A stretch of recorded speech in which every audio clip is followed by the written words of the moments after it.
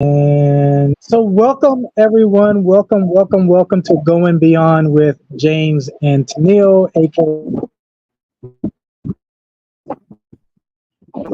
Tennille had nothing to do with that. She just went along with it, which she's such an amazing sport. But I am James, the captain, and I am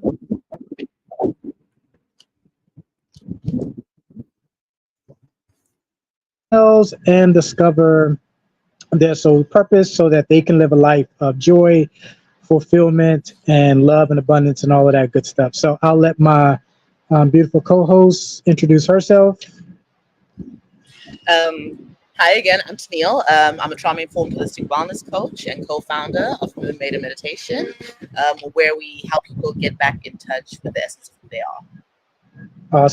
Awesome. So I mentioned this often during our live, during our podcast, that Tennille and I, before we even started the podcast, we kind of broke down some things that we wanted to talk about. This that we're talking about today is one of those things, and that is just over identifying with the roles that we play, um, and how in overvaluing those experiences, it can be a slippery slope for us. So what we're talking about today is when the curtain comes down. And usually when I think about when the curtain comes down, and I've had conversations with people about who are you when I say it like this, when you're at home, you're by yourself, no one's around. Who are you in that moment? When all your roles, you're not the dad or the mom or the husband or the wife or the sister or the brother, the son or who are you in that moment? And of course, it goes deeper than that. But who you are in that moment when you are just by yourself, when all the roles are retired for that moment. And that's more often than not when we are able to connect with our more authentic self. Or really, it's the road. It's where the road starts, as far as I'm concerned, is where the road starts to connecting with your more authentic self, because it's in that moment you open up your greater awareness to the you that's behind all the roles. That moment alone is a starting point, but it's a starting point that leads you to the witness, to the observer, to the one who is aware that is your true divine self. But you can almost never get there until you drop all the roles. So Tennille, I asked you, what are you seeing with the people that you're working with around that overvaluing or over identifying with the roles? How do you, what would you say, or how would you say we get stuck there and we're not able to? Hey, my beautiful friend Tracetta is here. Hey, I'm excited that you made it. So what do you see as far as how people get stuck and how to get them unstuck? Well, I mean, at first we can start by acknowledging that when this curtain comes down, it can be very unsettling, right? Because you're losing, there's that sense of loss. You're losing those familiar roles, these identities. And so what can often happen is it leads to like feelings of like vulnerability or uncertainty, right? And again, fear, which is a natural response because you're now in unknown territory, right? So it's important to recognize and accept this fear. But instead of like letting the fear control you, you can use ways to kind of like ground yourself, right? Well, with me, I'm all about the mindfulness, right? But, using mindfulness practices, really to sit with it, to sit with the fear, to allow yourself to feel it without judgment. Because sometimes, and this is almost any healing journey a person is on, people like the idea of healing. But they forget that there will be some fear that comes along with it because it's change, right? And change can be scary. So sometimes if you allow the fear to like overwhelm you, that can actually stagnate you, right? Instead of resisting the fear or fighting the fear, accepting it, recognizing it's part of the process, right? Allowing yourself to sit with it, so that you can actually let it release and then open up. right? Because that's the truth. You know, it's like people want to come to these journeys. They want to make these changes, but letting go of who you believe you've been, you know, or who you believe you are, shall I say, and realizing that that's just a role, you know, that you may play, but there's so much more to who you are. It can be scary, right? Because really, who am I if I'm not mom? You know, who am I if I'm not whatever? But understanding that it's okay to be a little scared. But now this is where the magic starts to happen. This is where the beauty starts to happen as you discover who you are. So this is what I'm hearing, or this is what I'm hearing within me, because I'm thinking about how we occupy ourselves with different things, whether it's TV or social media, or let me call my best guy friend, my best girlfriend. There is, similar to what you're saying, that trepidation with the silence, that trepidation with being alone with this unfamiliar self, even though this self has been with you for all of your life. It's trepidation with being alone with that self that we're not as familiar with as we are with the roles that we play. Right. So that's what I'm hearing as I'm listening to you. And what I'm also hearing, and correct me if I'm wrong, is that you're saying that we need to sit with the fear, push through it, and then that's when the magic happens. What's actually the magic that happens from that? Well, it's that.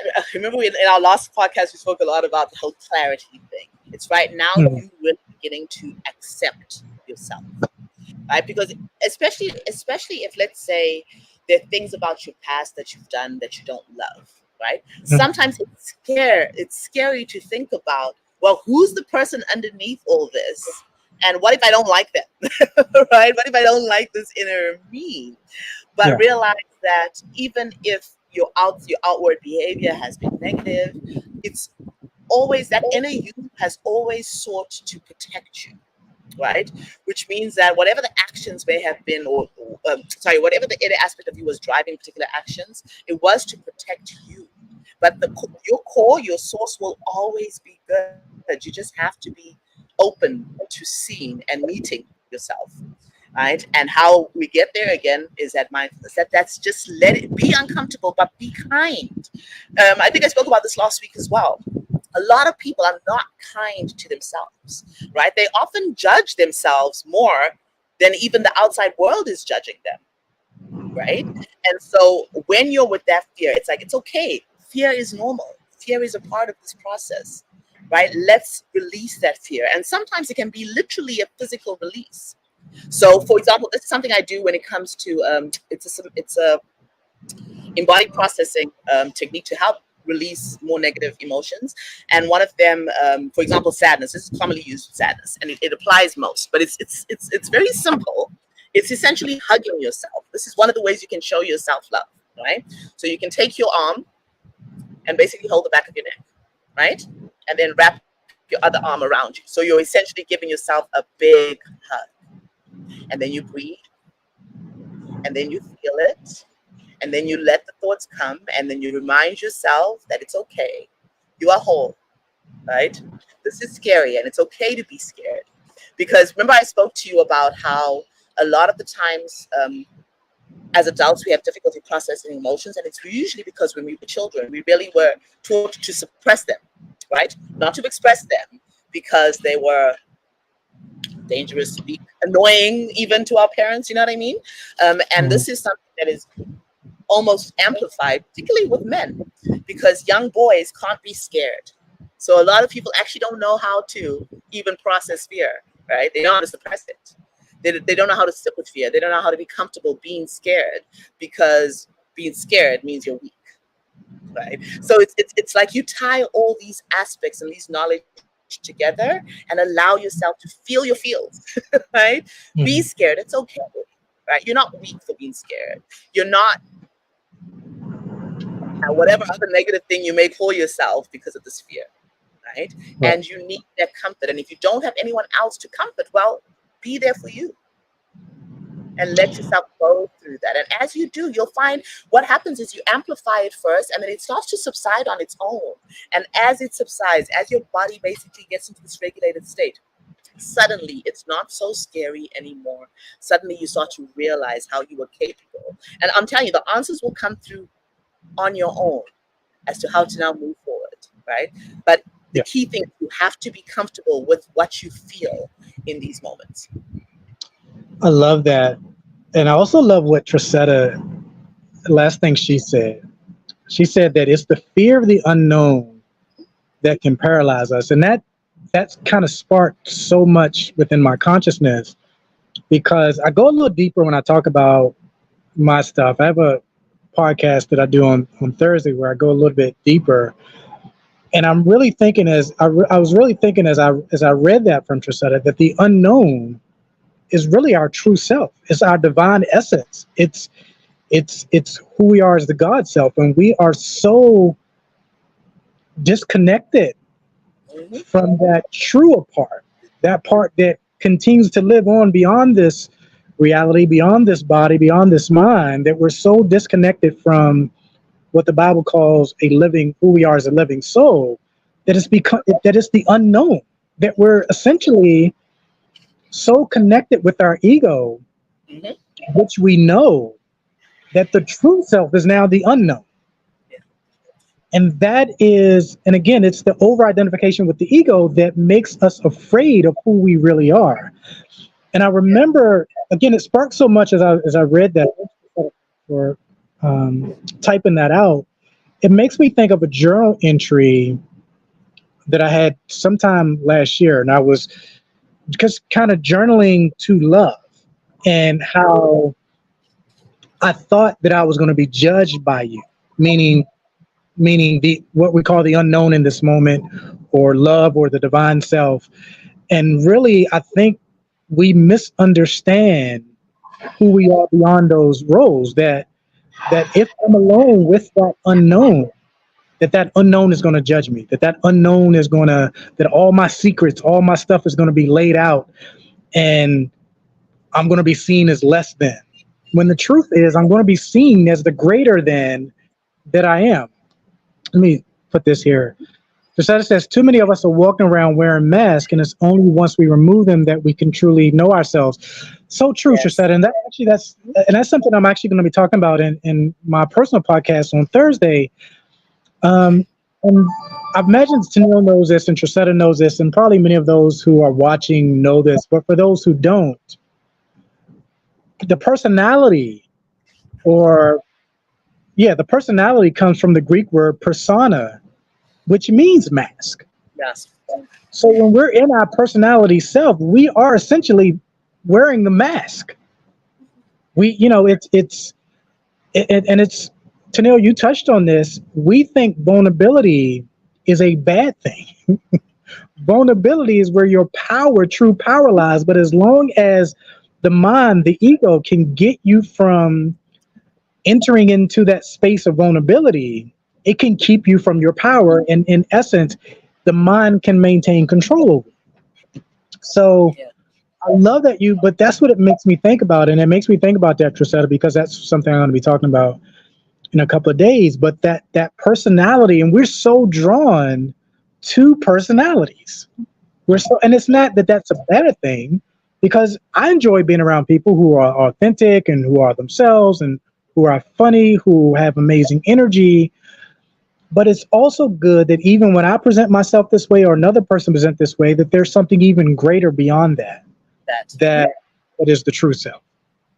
But you see, there's something that you actually touched on, because this is what, like in terms of like the biblical perspective, this is where actual faith comes in, right? Because you talk about it from egoic, and then I would say it's from, again, protective, right? Because a lot of this is where I talk about my trauma-informed approach. A lot of these behaviors, these desires to control situations, all of that comes from not feeling safe. Right? Not feeling safe in the world for whatever reason, likely related to how you were how you were brought. So even when we bring forward concepts like faith, whether that's from a religious perspective or even in the realm of manifestation, right? Faith plays a part for those that follow the more new age approaches to things.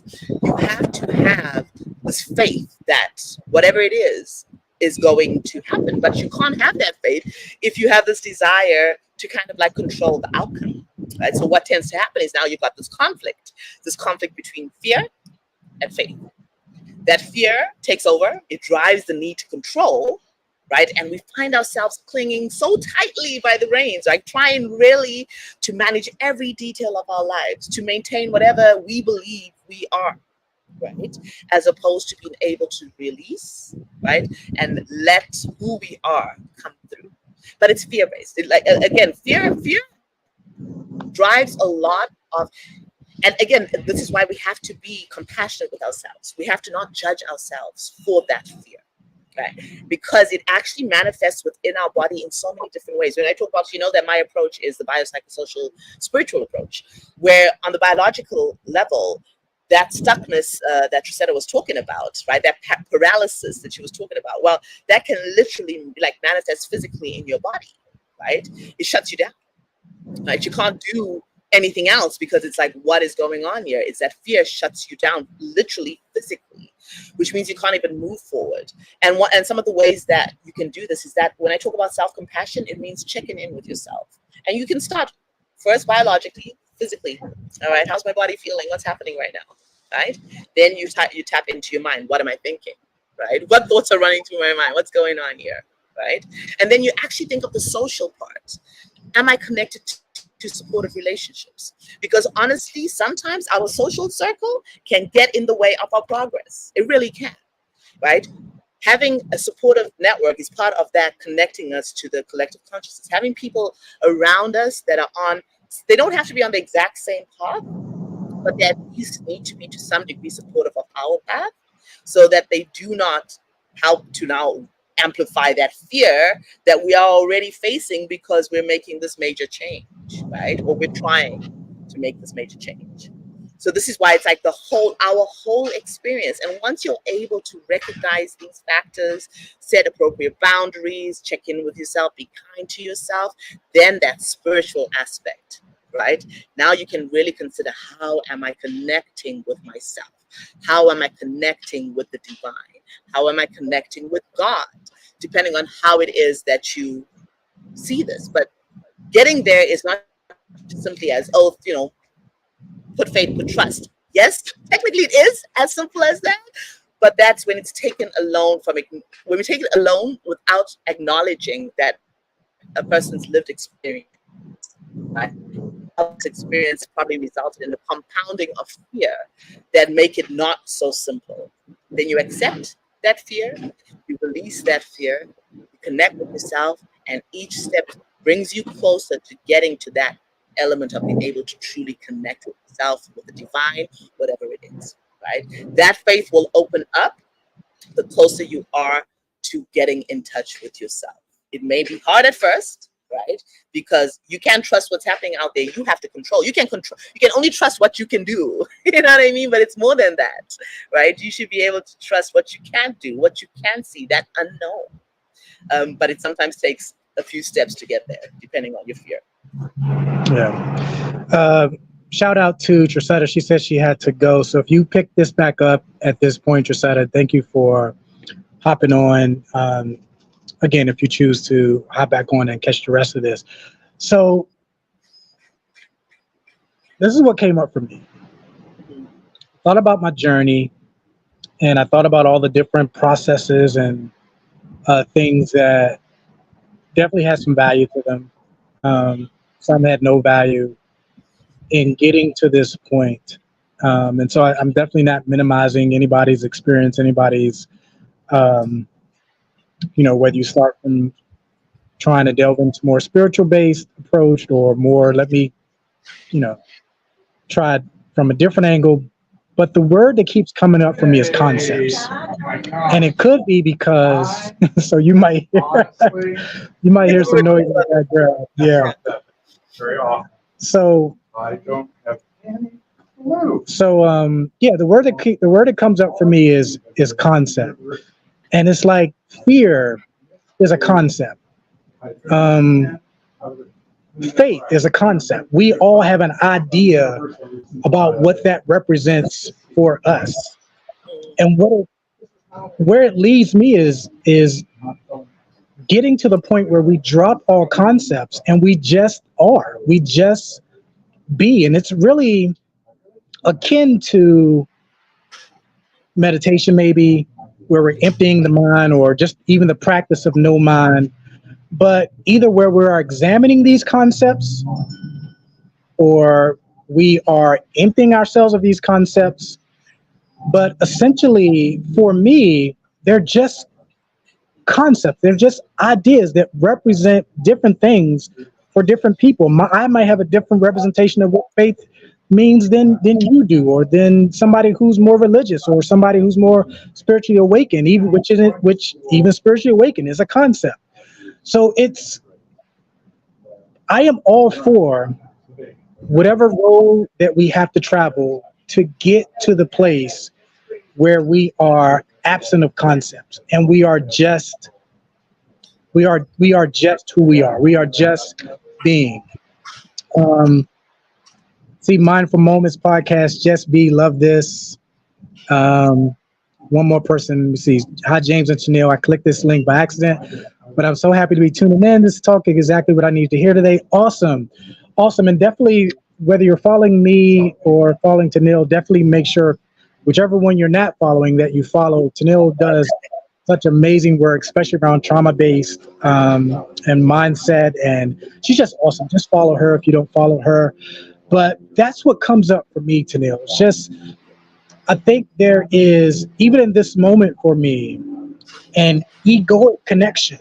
And I can be more, there's an egoic connection where there's frustration to some extent. I'm recognizing frustration. And here's a quick example. I'm aware of the thought of frustration. I'm not frustrated, but I'm aware that there's a thought around frustration of these concepts. Like, why do we need so many freaking concepts? When again, if we are traveling the road, not saying that we are there, we just don't realize we are. We can never be anywhere other than in the seat of consciousness, soul, whatever. We just don't believe, and so we have to go through these processes to get us to the point where we're confident that that's the case. But I'm definitely not minimizing processes, but the truth is, if we just can be, everything can spring forth from there. Similar to what you said about, we will be shown the way. Once we drop these concepts, we will be shown the way. We'll just be intuitively led to where we're supposed to be, to do what we're supposed to be doing, and being who we're supposed to be. And so the only thing, like, I agree with everything you said. The only thing that I would change, or the only thing that I would say I would challenge, is the fear as a concept. Oh, and I did see that question, and I did want to address that. So thank you for putting that on the screen, because I'm like, okay, that's a good one. But so we do have, because at the end of the day, we are the highest spiritual thing, inhabiting this physical body right now. And this physical body has processes that happen outside of our direct control, right? We call these processes our emotions. And where they where we kind of know they're outside of our direct control is they generally just pop up, whether we want them to or not, right? They pop up whether we want them to or not. And recognizing when they pop up, what they are. So while, yes, words like fear are concepts that we've given to these experiences, these are still experiences. You could change the names associated to the experiences, but the experiences still exist. These things particularly pop up in reaction to some kind of stimulus, right? So ultimately, the moment that, and what we now know, because again, when we look at ourselves from that physical perspective of the body, is that our brain behaves a certain way when we have these experiences, right? And depending on how our brain behaves, it takes away any choice in the matter from us, right? So it'll just go into the subconscious response reaction. So this is what we understand and know of the physical body right now. And I know when we talk about higher states of consciousness, we want to separate ourselves from the physical body and all that kind of stuff, but it completely, it does in a way ignore an experience that most people have, right? These are experiences that people are having, and they're experiences that they're having. And when they're told that this experience is not real, for example, the concept of, none of this is your reality, this is all when they're told it's not real, for many people, they will feel invalidated. They will feel as if, they'll feel a little lost and even more afraid, right? And not comforted by the fact that maybe it's some kind of a delusion, which again, technically, when we say everything in the reality is a delusion, it doesn't bring any comfort, and it doesn't necessarily open up room for them to take the next step. So it's like, okay, this experience that you're feeling right now is very real for you, right? It is very real for you. So what can we do now to kind of minimize that experience? So now talking to this, the most challenging part of self-discovery is what's the most challenging part and how do you overcome it? Well, a big part of it is this, right? Is overcoming that. And sometimes it's fear, right? Well, actually not the majority of the time is fear. That's the thing that paralyzes us. That's the thing that sows the doubt, that has these thoughts coming in that we can't do it. And a lot of these things are planted not by us. They were planted way before in our past experiences, which may not be a reality, but the bottom line is our brains, our bodies have imprinted those experiences that exist in our current reality, right? That exist in our current reality and often kick in automatically. So this is why that presence, that mindfulness, that getting back to, okay, everything that you feel right now, you are in a physical body, right? What that physical feel with the physical body that you are in right now. First step. Because all that does is it starts to make you realize. So you speak about it, James, all the time, like how you were talking about your thought right now, that you recognize that you have the thought of frustration, right? But it's the same thing. When you recognize that you can feel that physical body, then you realize that, wait a minute, someone's feeling the body, so therefore I'm not the body. You know what I mean? Like something's feeling my body. Something's feeling, I know when I was young, and the same thing was with my son. When I was young, when I used to get angry, my ears would burn.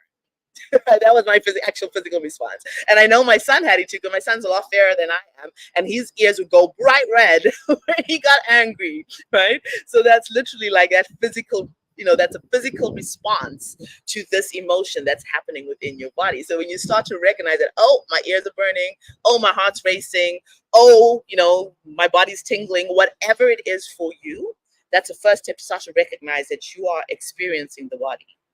Then you start to realize you're experiencing the mind as you start to recognize your thoughts. Then you start to realize, you move from level to level. You are experiencing these things. And once you start to recognize that you are experiencing these things, you can start to realize that, okay, this is where the choice comes in, right? Let's be right here, right now.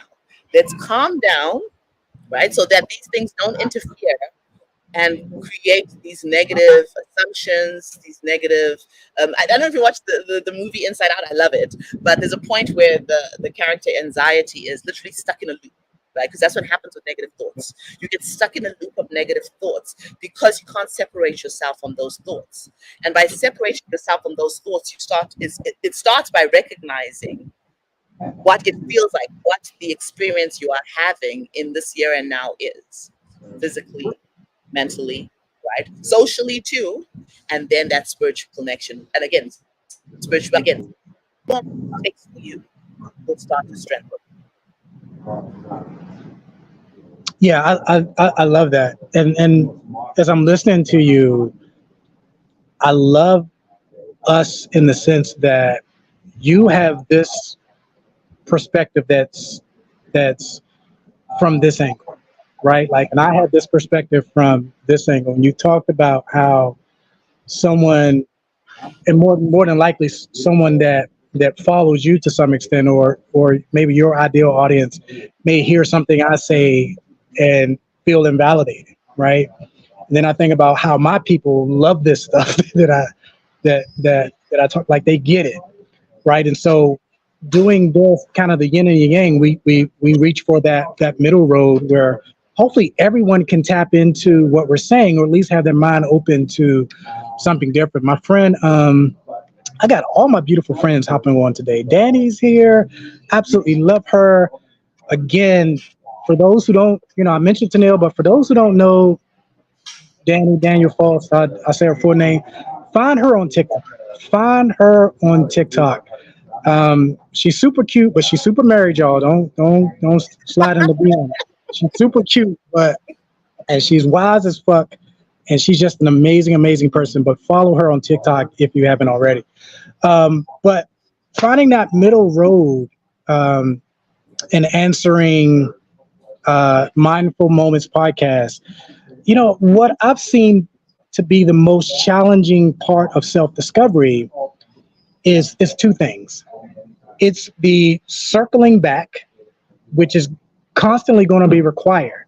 Once you have a level of awareness that either I'm not the mind or I'm not the body, or maybe you're looking at it more from Tanil perspective, or let me work through this, you can have that moment where you feel a sense of freedom, but you're going to constantly have to circle back because you've spent so much time in this other mindset or this other place of awareness that is still more dominant. You will, more times than not, using my language, shift back to that version of you, shift back to that reality. So the more often you circle back, that's why journaling is so powerful. That's why journaling is so important, because it keeps you coming back. You can even read where you were at one point and circle back there, and then read further down where you were at, circle back. But it's the circling back. And the other most important piece is understanding, and I know I've talked about it here, that the process of self-discovery is not linear. You could have had fireworks are going off, magical shit is happening, all things are going, and then you have a moment where you go, what happened? I was doing so good. Like, how did this trigger me? And it's because it's an oscillating journey. You're going to keep at times coming back, but it's an upward spiral. But it does keep coming back. And so it's being gentle with yourself in those moments, knowing that, oh, this is just part of the process. And when you can embrace that next moment after you feel like you've been triggered or whatever, further expands your consciousness. Like, even the moment of being triggered is a sign that something even amazing or a greater level of understanding is right around the corner. Usually for me, it's within 24 hours. So that self-discovery, the challenging part is being able to circle back, continue to circle back, and then also to know that it's not a linear journey. It's an oscillating journey that you may find yourself triggered. But that's because the more you grow, the more stuff that needs to come up to be released is going to happen. And so you allow that to come up. You understand this is what's supposed to happen. This is just part of the process. It doesn't feel good. We're not saying it's going to feel good, but that this is just part of the process. Now let me step into what's next for me. So 100, and we have spoken about this before, because that's where that self-compassion comes in, right? Is once you recognize this is part of the process, right? Once you recognize that, you thought you were untriggerable in this way anymore, and now something else happens that you get triggered similarly, then it's like, okay, there's a little bit more that, I'm okay. It's okay that I'm triggered. Now let me recognize what's going on with me, and then we can move forward. And that's a beautiful thing, is that when we come down to all of these things, whatever way you... One second, Tanil. 1 second. I just want to spell your name out for Danny. It's TENN. Okay. But it's not under your thing, I don't think. It's TENNILLE.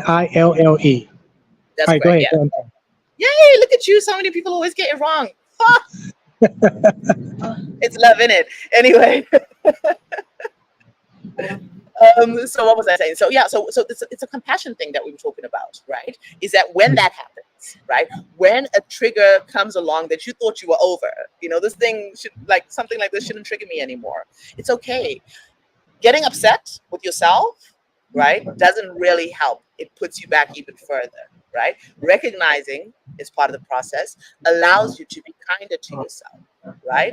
Allows you to say, oh, okay, here we are, right? An opportunity to grow. Remember I was saying how I love mistakes. Every time you make a mistake, celebrate, right? It's a similar type thing, because every time you slip back, every time you're triggered again by something you thought you were over, it's an opportunity and growth, right? It's an opportunity to try and assess, okay, what was different about the situation that allowed me to be triggered by it again, so that you can continue to grow. And that's the beauty of it, because there's always a little bit of pain in growth. I mean, we see it all over nature. I mean, we assume, but I'm pretty sure there is. A seed, it's got to break through a hard shell. It's got to break through the soil. It's got a lot of breaking through and expanding in order to grow, which is exactly what happens with us. We have a lot of breakthroughs, and it's not one breakthrough. It'll be multiple breakthroughs. But each breakthrough brings us closer to really getting to that essence of who we are. Can you, because I love the idea that you bring out about celebrating. Can you expound on that just a little bit for people? Celebrating. Oh, I always said this. So I always say that one of the biggest reasons people have difficulty progressing in any aspect of their life is we were educated, right? You get punished for mistakes. Right? When you get punished for mistakes, you start to become hard on yourself when you make mistakes, right? Or when you do things that are quote unquote wrong, right? And you get to judge a lot of things that you do. If you then shift and instead, when you make that mistake, it's like, oh, yay, a mistake, right? Let's see what happened there so that I can, whatever steps is next for you to actually get a benefit from making that mistake. Celebration, being happy that you have an opportunity to grow, will help to fuel your growth. There is nothing that we do automatically right away. If you think about, like, from our kid, I will see a big problem myself, and I think a lot of what's actually, well, you know this about me, is that child-centric perspective of mine. Right? When you're a parent and you're actually paying attention to your child growing, you realize, first of all, they're tenacious, right? And because they're not yet bogged down by, like, feeling bad about mistakes, they make mistakes, and they make a lot of mistakes, and they keep going, and they'll try again, and they'll try again. And if you're there to support them and cheer them on when they make mistakes, oh, they're right back at it. So do that for yourself, right? Yeah, good Recognize stuff. mistakes as an opportunity to grow. Celebrate yourself. Be like, yay, look at you. You can walk now. And let's go. We'll be running next.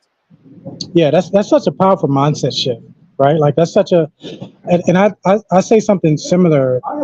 I definitely wanted to bring that out because you articulate that so well. For me, it's understanding, similar to what you're saying, just piggybacking off of what you're saying, it's understanding that, oh, this is what I have created. And because I know I have created this, I'm now aware to now recreate something different, right? And I talk about how breakups and what we label, because it's all judgment, right? Like, judgment is what locks us and bounds us to what we define as negative experience. It's our judgment of it. It's the experience. Yes, the experience, and then it's my interpretation of the experience that either frees me or bounds me to that experience. But whatever that experience looks like, it's just giving you feedback. It's giving you data of what you have created in a past moment, right? Like, it's not even in this moment. What you created in a past moment, to where you can examine yourself and go, am I creating the same thing, or I need to create something different? Oh, this is great feedback. So I love the way you put it, but definitely that's what it makes me think about, that, oh, I have an opportunity, because if this did not show up, I'm even further down a slippery slope that I may not be able to escape from, right? So whether I call it a mistake or failure, say that again? In that complacency. You're back potentially in that complacency, right? Yeah. I was actually speaking just today. We were having a similar conversation, with my niece and nephew. You know how I am about my kiddos, right? Yeah. But we're talking about art. So, my niece is an artist, right? And one of the things I had said, I'm like, when you're an artist, when you're truly an artist, you never get to a point where you're like, ooh, I'm finally the artist. I don't need to grow anymore. You know what I mean? What makes you an even better artist is understanding that I'm great right now, but there's still room to grow. And when you look at that in so many aspects of your life, it removes that complacency, because we see this in so many aspects. I'm a good person, right? Because you believe you're a good person, there's no room to grow. So I'm like, with her, it's art. With myself, it's parenting. I'm a good parent, right? Yeah. That's it. Yeah. There's no room to grow. right? Except when you realize that, okay, yeah, I'm doing a pretty good job. You're not going to put yourself down for it. Don't get me wrong. You are a good parent, right? But I can be a better. Yeah. I can. I'm a good artist. I can be a better artist. And the only person that you're quote unquote competing with is yourself. The only thing you're trying to be is more in touch with yourself today than you were yesterday. Better at whatever you're creating today than you were yesterday. And the only way to do that is to be able to reflect. And like I said, celebrate your mistakes as an opportunity to grow, because then you grow. I love it.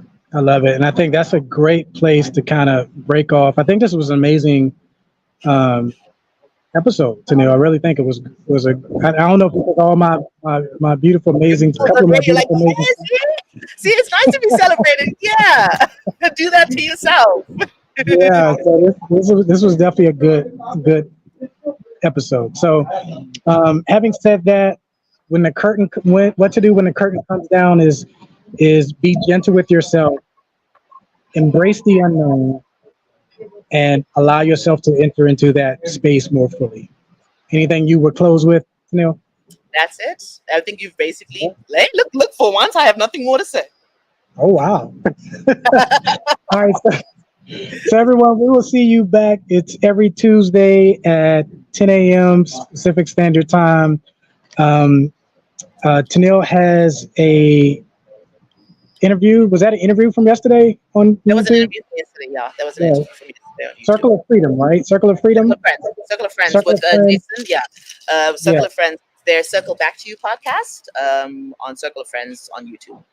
Yeah, and I have my podcast on Thursday at 11 a.m. It may be pre-recorded because I got some run around to do, but we'll see. But having said that, I appreciate.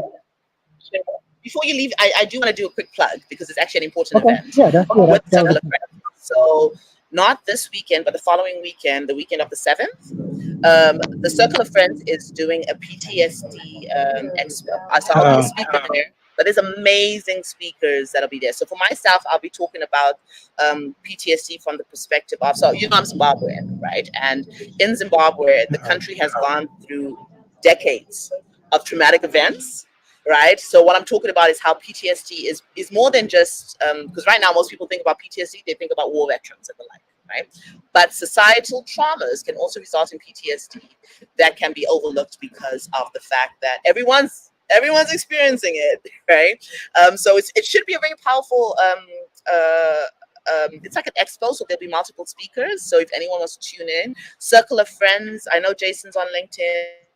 I'm not sure if you know the link you can put there. That's happening the weekend of September 7th. So September 7th, September 8th is a virtual event, a virtual expo on PTSD with a broad range of speakers. So sorry, I thought I should plug that in since it's no. That's great time to do that.